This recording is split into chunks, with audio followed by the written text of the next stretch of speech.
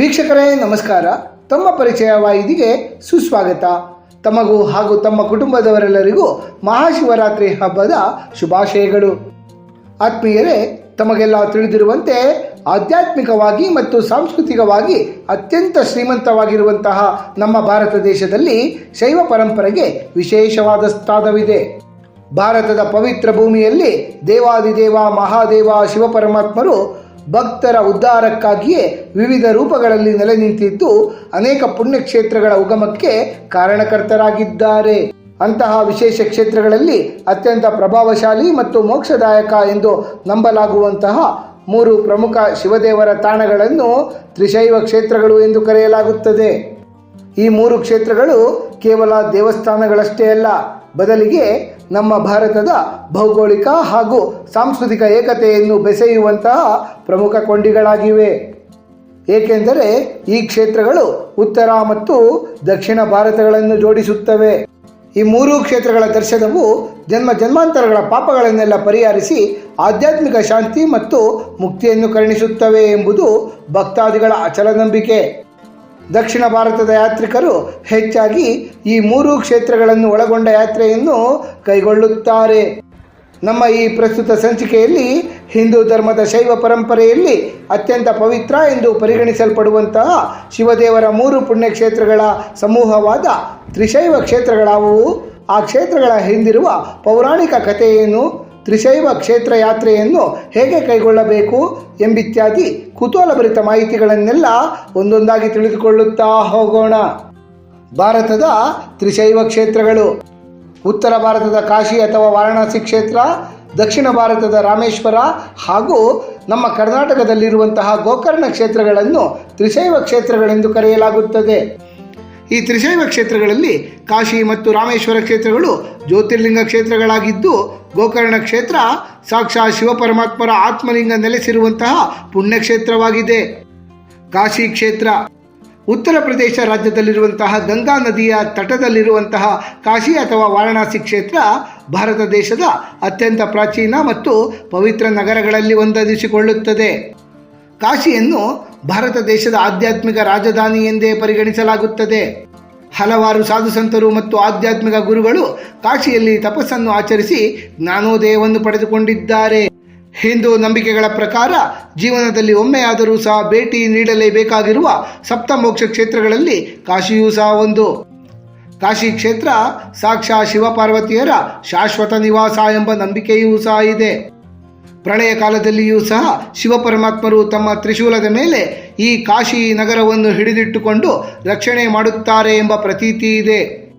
ಕಾಶಿ ಕ್ಷೇತ್ರದಲ್ಲಿ ಶಿವಪರಮಾತ್ಮರು ವಿಶ್ವನಾಥ ಅಥವಾ ವಿಶ್ವೇಶ್ವರ ಎಂಬ ಹೆಸರಿನಿಂದ ನೆಲೆಸಿ ಪೂಜಿತಗೊಳ್ಳುತ್ತಲಿದ್ದಾರೆ. ಕಾಶಿ ವಿಶ್ವನಾಥ ಲಿಂಗವು ಭಾರತದ 12 ಜ್ಯೋತಿರ್ಲಿಂಗಗಳಲ್ಲಿ ಒಂದೆನಿಸಿಕೊಳ್ಳುತ್ತದೆ. ಕಾಶಿ ಕ್ಷೇತ್ರದಲ್ಲಿ ಹರಿಯುವ ಗಂಗಾ ನದಿಯಲ್ಲಿ ಸ್ನಾನವನ್ನು ಕೈಗೊಂಡರೆ ಸಕಲ ಪಾಪಗಳು ನಿವಾರಣೆಯಾಗುತ್ತವೆ. ಏಕೆಂದರೆ ಗಂಗಾ ನದಿ ಶಿವಪರಮಾತ್ಮರ ಜಟೆಯಿಂದಲೇ ಹರಿದು ಬರುತ್ತಲಿದೆ ಎಂಬ ನಂಬಿಕೆ ಇದೆ. ಕಾಶಿ ಕ್ಷೇತ್ರದಲ್ಲಿ ಮರಣ ಹೊಂದುವವರಿಗೆ ಭಗವಂತ ಶಿವಪರಮಾತ್ಮರು ಸ್ವತಃ ಕಿವಿಯಲ್ಲಿ ತಾರಕ ಮಂತ್ರವನ್ನು ಉಪದೇಶಿಸುವ ಮೂಲಕ ಅವರಿಗೆ ಜನನ ಮರಣಗಳ ಚಕ್ರದಿಂದ ಮುಕ್ತಿಯನ್ನು ಕರುಣಿಸುತ್ತಾರೆ ಎಂದು ಹೇಳಲಾಗುತ್ತದೆ. ರಾಮೇಶ್ವರಂ ತಮಿಳುನಾಡಿನ ರಾಮನಾಥಪುರಂ ಜಿಲ್ಲೆಯ ರಾಮೇಶ್ವರಂ ಕ್ಷೇತ್ರ ಭಾರತದ ಚಾರ್ಧಾಮ್ ಕ್ಷೇತ್ರಗಳಲ್ಲಿ ಒಂದೆನಿಸಿಕೊಳ್ಳುತ್ತದೆ. 12 ಜ್ಯೋತಿರ್ಲಿಂಗಗಳಲ್ಲಿ ರಾಮೇಶ್ವರಂನಲ್ಲಿರುವ ಜ್ಯೋತಿರ್ಲಿಂಗವೂ ಸಹ ಪ್ರಮುಖವಾದುದಾಗಿದೆ. ಈ ಜ್ಯೋತಿರ್ಲಿಂಗವನ್ನು ಭಗವಾನ್ ಮಹಾವಿಷ್ಣುದೇವರ 7ನೇ ಅವತಾರವಾದ ಪ್ರಭು ಶ್ರೀರಾಮಚಂದ್ರರೇ ಪ್ರತಿಷ್ಠಾಪನೆ ಮಾಡಿದ್ದಾರೆ. ರಾಮಾಯಣದ ಪ್ರಕಾರ ರಾವಣ ಶಿವಭಕ್ತ ಬ್ರಾಹ್ಮಣನಾಗಿದ್ದರಿಂದಲೇ ಆತನನ್ನು ಸಂಹಾರ ಮಾಡಿದ ನಂತರ ಪ್ರಭು ಶ್ರೀರಾಮಚಂದ್ರನಿಗೆ ಬ್ರಹ್ಮಹತ್ಯಾ ದೋಷ ಬಂದೊದಗಿರುತ್ತದೆ. ಈ ಪಾಪ ಪರಿಹಾರಕ್ಕಾಗಿ ಶಿವದೇವರನ್ನು ಪೂಜಿಸಲೆಂದು ಪ್ರಭು ಶ್ರೀರಾಮಚಂದ್ರರು ರಾಮೇಶ್ವರಂ ಕ್ಷೇತ್ರಕ್ಕೆ ಆಗಮಿಸುತ್ತಾರೆ. ಇಲ್ಲಿ ಶಿವದೇವರನ್ನು ಪೂಜಿಸಲು ಶಿವಲಿಂಗವೊಂದನ್ನು ಕೈಲಾಸದಿಂದ ತರುವಂತೆ ಪ್ರಭು ಶ್ರೀರಾಮಚಂದ್ರರು ಹನುಮ ದೇವರಿಗೆ ಸೂಚಿಸುತ್ತಾರೆ. ಕೈಲಾಸಕ್ಕೆ ಲಿಂಗವನ್ನು ತರಲು ಹೋದ ಆಂಜನೇಯ ಸ್ವಾಮಿ ಮುಹೂರ್ತಕ್ಕೆ ಸರಿಯಾಗಿ ವಾಪಸ್ಸು ಬರಲಾಗುವುದಿಲ್ಲ.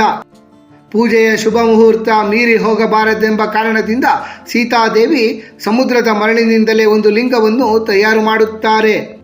ಪ್ರಭು ಶ್ರೀರಾಮಚಂದ್ರರು ಇದೇ ಮರಳಿನ ಲಿಂಗವನ್ನು ಪ್ರತಿಷ್ಠಾಪನೆ ಮಾಡಿ ಪೂಜಿಸುತ್ತಾರೆ. ಅದೇ ರಾಮೇಶ್ವರಂನ ರಾಮೇಶ್ವರ ಲಿಂಗ. ಸ್ಥಳೀಯ ಜನರು ಈ ಲಿಂಗವನ್ನು ರಾಮನಾಥ ಸ್ವಾಮಿ ಎಂದು ಕರೆದು ಪೂಜಿಸುತ್ತಾರೆ. ಆಂಜನೇಯ ಸ್ವಾಮಿ ಮರಳಿ ಲಿಂಗದೊಂದಿಗೆ ಆಗಮಿಸಿದಾಗ ಅವರಿಗೆ ಪ್ರಭು ಶ್ರೀರಾಮಚಂದ್ರರು ಈಗಾಗಲೇ ಶಿವಲಿಂಗವನ್ನು ಸ್ಥಾಪನೆ ಮಾಡಿರುವುದನ್ನು ಕಂಡು ದುಃಖವಾಗುತ್ತದೆ. ಆಗ ಪ್ರಭು ಶ್ರೀರಾಮಚಂದ್ರರು ಆಂಜನೇಯ ಸ್ವಾಮಿ ತಂದ ಲಿಂಗವನ್ನು ರಾಮಲಿಂಗದ ಸಮೀಪವೇ ಪ್ರತಿಷ್ಠಾಪನೆ ಮಾಡುತ್ತಾರೆ. ಈ ಲಿಂಗಕ್ಕೆ ಕಾಶಿ ವಿಶ್ವನಾಥ ಎಂದು ಕರೆಯಲಾಗುತ್ತದೆ. ಇಲ್ಲಿ ಆಂಜನೇಯ ಸ್ವಾಮಿ ತಂದು ಪ್ರತಿಷ್ಠಾಪನೆ ಮಾಡಿದ ಲಿಂಗದ ದರ್ಶನವನ್ನು ಪಡೆಯದಿದ್ದಲ್ಲಿ ಭಕ್ತಾದಿಗಳಿಗೆ ರಾಮೇಶ್ವರದ ದರ್ಶನದ ಫಲ ದೊರೆಯುವುದಿಲ್ಲ. ಮಹಾವಿಷ್ಣುದೇವರ ಅವತಾರವಾಗಿರುವ ಪ್ರಭು ಶ್ರೀರಾಮಚಂದ್ರರೇ ಸಾಕ್ಷಾತ್ ರಾಮೇಶ್ವರಂನ ರಾಮನಾಥ ಸ್ವಾಮಿಯ ಸ್ಥಾಪನೆ ಮಾಡಿರುವುದರಿಂದ ಈ ಕ್ಷೇತ್ರ ಶೈವ ಕ್ಷೇತ್ರವಾಗಿದ್ದರೂ ಸಹ ವೈಷ್ಣವರಿಗೂ ಪೂಜನೀಯವಾಗಿದೆ.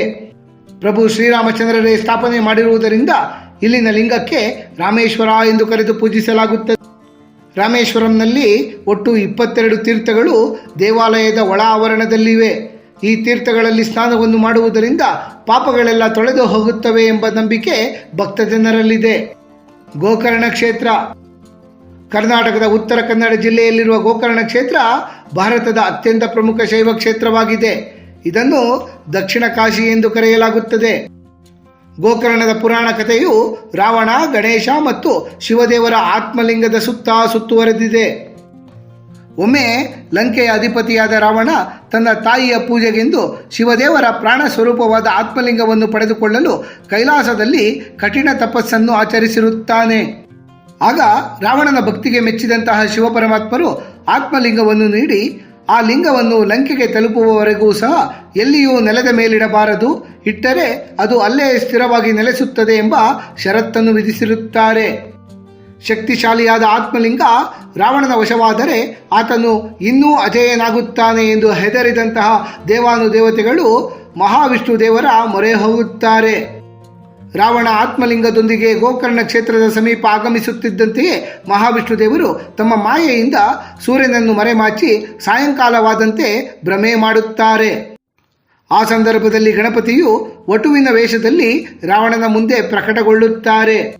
ತನ್ನ ಸಂಧ್ಯಾವಂದನೆಯ ಸಮಯವಾಯಿತೆಂದು ಬಗೆದಂತಹ ರಾವಣನು ತಾನು ಸಂಧ್ಯಾವಂದನೆಯನ್ನು ಮುಗಿಸಿ ಬರುವವರೆಗೂ ಸಹ ಲಿಂಗವನ್ನು ಹಿಡಿದಿಟ್ಟುಕೊಳ್ಳುವಂತೆ ವಟುರೂಪಿ ಗಣಪತಿ ದೇವರಲ್ಲಿ ವಿನಂತಿ ಮಾಡುತ್ತಾನೆ.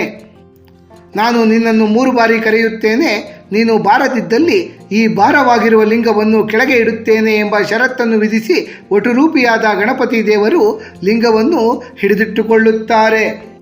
ವಟುರೂಪಿ ಗಣೇಶ ದೇವರ ಷರತ್ತಿಗೆ ಸಮ್ಮತಿಸಿದಂತಹ ರಾವಣನು ನೀರಿಗೆ ಇಳಿದ ತಕ್ಷಣವೇ ಗಣಪತಿ ದೇವರು ಬೇಗನೆ ರಾವಣನನ್ನು 3 ಬಾರಿ ಕರೆದು ರಾವಣ ಬರುವ ಮೊದಲೇ ಲಿಂಗವನ್ನು ನೆಲದ ಮೇಲೆ ಇರಿಸಿಬಿಡುತ್ತಾರೆ. ರಾವಣ ಕೂಡಲೇ ಬಂದು ನೆಲದ ಮೇಲಿಟ್ಟ ಲಿಂಗವನ್ನು ನೋಡಿ ವಟುವಿನ ಮೇಲೆ ಕೋಪಗೊಂಡು ಆತನ ತಲೆಯ ಮೇಲೆ ಕುಟ್ಟುತ್ತಾನೆ. ಆ ಬಳಿಕ ಆ ಲಿಂಗವನ್ನು ಕೀಳಲು ತನ್ನೆಲ್ಲ ಶಕ್ತಿಯನ್ನು ಬಳಸಿ ಪ್ರಯತ್ನ ಪಡುತ್ತಾನೆ. ಆದರೆ ಆ ಲಿಂಗ ಅಲುಗಾಡುವುದಿಲ್ಲ. ಈ ಪ್ರಯತ್ನದಲ್ಲಿ ಲಿಂಗದ ಕೆಲವು ಭಾಗಗಳು ಬೇರೆಡೆ ಸಿಡಿದು ಬೀಳುತ್ತವೆ. ಆ ಭಾಗಗಳು ಬಿದ್ದ ಸ್ಥಳಗಳೇ ಮುರುಡೇಶ್ವರ, ಧಾರೇಶ್ವರ, ಶೆಜ್ಜೇಶ್ವರ ಹಾಗೂ ಗುಣವಂತೇಶ್ವರ ಕ್ಷೇತ್ರಗಳು. ರಾವಣನ ಮಹಾಬಲವನ್ನು ಮೀರಿ ನಿಂತ ಗೋಕರ್ಣದ ಶಿವಲಿಂಗ ಮಹಾಬಲೇಶ್ವರ ಎಂಬ ಹೆಸರಿನಿಂದ ಪೂಜಿತಗೊಳ್ಳುತ್ತದೆ. ಕಾಶಿ ಕ್ಷೇತ್ರದಂತೆ ಗೋಕರ್ಣ ಕ್ಷೇತ್ರವೂ ಸಹ ಮೋಕ್ಷದಾಯಕ ಕ್ಷೇತ್ರ ಎಂದು ಪರಿಗಣಿಸಲಾಗುತ್ತದೆ. ಈ ಕ್ಷೇತ್ರದಲ್ಲಿ ಪಿತೃಗಳಿಗೆ ತರ್ಪಣವನ್ನು ನೀಡುವುದು ಹಾಗೂ ಶ್ರಾದ್ದ ಕಾರ್ಯಗಳನ್ನು ಮಾಡುವುದು ವಿಶೇಷ ಫಲವನ್ನು ತಂದುಕೊಡುತ್ತದೆ. ತ್ರಿಶೈವ ಕ್ಷೇತ್ರಗಳ ಯಾತ್ರೆಯನ್ನು ಹೇಗೆ ಮಾಡಬೇಕು? ತ್ರಿಶೈವ ಕ್ಷೇತ್ರಗಳ ಯಾತ್ರೆಯನ್ನು ಒಂದು ನಿರ್ದಿಷ್ಟವಾದ ಕ್ರಮದಲ್ಲಿ ಮಾಡುವುದು ಅತ್ಯಂತ ಫಲದಾಯಕ. ಕಾಶಿ, ರಾಮೇಶ್ವರ ಮತ್ತು ಗೋಕರ್ಣಗಳನ್ನು ಒಳಗೊಂಡಂತಹ ಈ ಯಾತ್ರೆಯಲ್ಲಿ 3 ಹಂತಗಳಿವೆ. ಈ ಯಾತ್ರೆಯನ್ನು ಮೊದಲು ರಾಮೇಶ್ವರ ಕ್ಷೇತ್ರದ ಧನುಷ್ಕೋಡಿಯಲ್ಲಿ ಸಮುದ್ರ ಸ್ನಾನವನ್ನು ಮಾಡುವುದರ ಮೂಲಕ ಪ್ರಾರಂಭ ಮಾಡಬೇಕು. ತದನಂತರ ರಾಮೇಶ್ವರಂನ ರಾಮನಾಥ ಸ್ವಾಮಿಯ ದರ್ಶನವನ್ನು ಕೈಗೊಂಡು ಅದಾದ ನಂತರ ರಾಮೇಶ್ವರದ ಸಮುದ್ರ ತೀರದಲ್ಲಿ ಮರಳನ್ನು ಸಂಗ್ರಹಿಸಬೇಕು. ಹೀಗೆ ಸಂಗ್ರಹಿಸಿರುವ ಮರಳಿನಿಂದ 3 ಲಿಂಗಗಳನ್ನು ಮಾಡಿ ಪೂಜೆಯನ್ನು ಮಾಡಬೇಕು. ಈ 3 ಲಿಂಗಗಳನ್ನು ಸೇತುಮಾಧವ, ಬಿಂದು ಮಾಧವ ಮತ್ತು ವೇಣಿ ಮಾಧವ ಎಂದು ಕರೆಯಲಾಗುತ್ತದೆ. ಪೂಜೆಯ ನಂತರ ಸೇತುಮಾಧವ ಹಾಗೂ ಬಿಂದು ಮಾಧವ ಲಿಂಗಗಳನ್ನು ರಾಮೇಶ್ವರಂನ ಸಮುದ್ರದಲ್ಲಿಯೇ ವಿಸರ್ಜನೆ ಮಾಡಿ ವೇಣಿ ಮಾಧವ ಲಿಂಗವನ್ನು ಮಾತ್ರ ಕಾಶಿ ಕ್ಷೇತ್ರಕ್ಕೆ ಕೊಂಡೊಯ್ಯಬೇಕು. ರಾಮೇಶ್ವರಂನಿಂದ ತಂದ ಮರಳನ್ನು ಕಾಶಿಯ ಗಂಗಾ ನದಿಯಲ್ಲಿ ವಿಸರ್ಜಿಸಬೇಕು. ಅದಾದ ಮೇಲೆ ಕಾಶಿಯ ವಿಶ್ವನಾಥರ ದರ್ಶನವನ್ನು ಪಡೆದು ಕಾಶಿಯಿಂದ ಗಂಗಾ ನದಿಯ ಪವಿತ್ರ ನೀರನ್ನು ಸಂಗ್ರಹಿಸಿ ಮರಳಿ ರಾಮೇಶ್ವರಕ್ಕೆ ಬಂದು ರಾಮನಾಥ ಸ್ವಾಮಿಯ ಅಭಿಷೇಕವನ್ನು ಮಾಡಬೇಕು. ಕಾಶಿ ಯಾತ್ರೆಯು ರಾಮೇಶ್ವರದ ದರ್ಶನವಿಲ್ಲದೆ ಮತ್ತು ರಾಮೇಶ್ವರ ಯಾತ್ರೆಯು ಕಾಶಿಯ ಗಂಗಾಜಲದ ಅಭಿಷೇಕವಿಲ್ಲದೆ ಪೂರ್ಣಗೊಳ್ಳುವುದಿಲ್ಲ ಎಂಬ ನಂಬಿಕೆ ಇದೆ. ಈ ಯಾತ್ರೆಯ ಮಧ್ಯದಲ್ಲಿ ಅಥವಾ ಕೊನೆಯಲ್ಲಿ ಕರ್ನಾಟಕದ ಗೋಕರ್ಣ ಕ್ಷೇತ್ರಕ್ಕೂ ಸಹ ಭೇಟಿಯನ್ನು ನೀಡಿ ಅಲ್ಲಿನ ಮಹಾಬಲೇಶ್ವರ ಆತ್ಮಲಿಂಗಕ್ಕೆ ಪೂಜೆಯನ್ನು ಸಲ್ಲಿಸಬೇಕು. ಗೋಕರ್ಣ ಕ್ಷೇತ್ರವನ್ನು ದಕ್ಷಿಣ ಕಾಶಿ ಎಂದು ಕರೆಯುವುದರಿಂದ ಕಾಶಿ ಯಾತ್ರೆಯ ಪುಣ್ಯವು ಗೋಕರ್ಣದ ದರ್ಶನದಿಂದ ವೃದ್ಧಿಯಾಗುತ್ತದೆ. ಒಟ್ಟಾರೆಯಾಗಿ ಈ ತ್ರಿಶೈವ ಕ್ಷೇತ್ರಗಳು ಮನುಷ್ಯನ ಅಹಂಕಾರವನ್ನು ಅಳಿಸಿ ಆಧ್ಯಾತ್ಮಿಕ ಜಾಗೃತಿಯನ್ನು ಮೂಡಿಸುವ ಮೂಲಕ ಜೀವನದ ಪರಮ ಗುರಿಯಾದ ಮುಕ್ತಿಯನ್ನು ಸಾಧಿಸಲು ದಾರಿ ಮಾಡಿಕೊಡುತ್ತವೆ. ಆತ್ಮೀಯರೇ, ಮಹಾಶಿವರಾತ್ರಿ ಹಬ್ಬದ ಈ ಸುಸಂದರ್ಭದಲ್ಲಿ ತ್ರಿಶೈವ ಕ್ಷೇತ್ರಗಳ ಕುರಿತಾಗಿ ಸಮಗ್ರ ಮಾಹಿತಿಯನ್ನು ತಿಳಿದುಕೊಂಡ ನಮಗೆಲ್ಲರಿಗೂ ಶಿವ ಪರಮಾತ್ಮರ ಕೃಪಾ ಕಟಾಕ್ಷ ಸದಾಕಾಲ ಇರಲೆಂದು ಕೋರಿಕೊಳ್ಳುತ್ತಾ ಈ ದಿನದ ಸಂಚಿಕೆಯನ್ನು ಮುಗಿಸುತ್ತಲಿದ್ದೇವೆ. ವೀಕ್ಷಕರೇ, ನಿಮಗೆ ಈ ವಿಡಿಯೋ ಇಷ್ಟವಾಗಿದ್ದಲ್ಲಿ ಲೈಕ್ ಮಾಡಿ, ಶೇರ್ ಮಾಡಿ ಮತ್ತು ಸಬ್ಸ್ಕ್ರೈಬ್ ಮಾಡಿ ಹಾಗೂ ಬೆಲ್ ಬಟನ್ ಒತ್ತುವುದನ್ನು ಮರೆಯಬೇಡಿ.